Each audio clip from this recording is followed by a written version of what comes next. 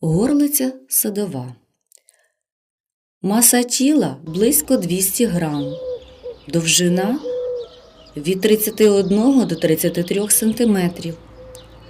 Розмах крил 47-55 см. Дорослий птах бурувато-сірий, з рожевим відтінком на волі і бурими маховими перами. Задню частину і боки шиї охоплює чорне півкільце, хвіст клиноподібний. Восковиця сіра, дзьоб чорний, райдужна оболонка ока темно-червона.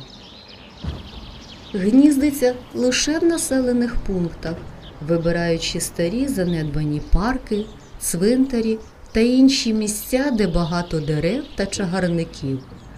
Птахи здебільшого обережні і не підпускають до себе людей так близько, як голуби. В Україні птах з'явився не так давно.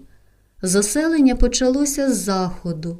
Вперше горлицю зафіксували в Ужгороді у 1944 році, а за 10 років птах добрався до Києва. Наукова назва горлиці садової в перекладі означає 18. Назва схожа на порядковий номер, насправді має міфологічне походження. У давніх греків була легенда, що розповідає про нещасну наймичку, якій господиня платила всього 18 копійок на рік. Дівчина молилася до Зевса і просила не ліпшого життя, як можна було б подумати, а щоб усі на світі дізналися, яка несправедлива і жорстока її господиня.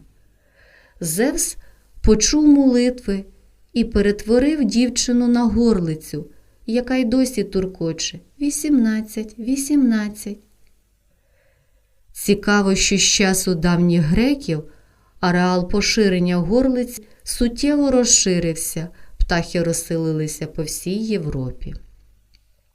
Українці говорять про те, що горлиця гуде. Є така легенда. Розповідають, що маленький хлопчик жив із своїм дідусем, який оженився на злій бабі, котра наказала завести хлопчика в ліс і там залишити. З того часу хлопчик у вигляді горлиці літає і шукає свого дідуся. А тепер, коли почуєте горлицю, прислухайтесь і спробуйте почути, як вона каже своє «дідусю».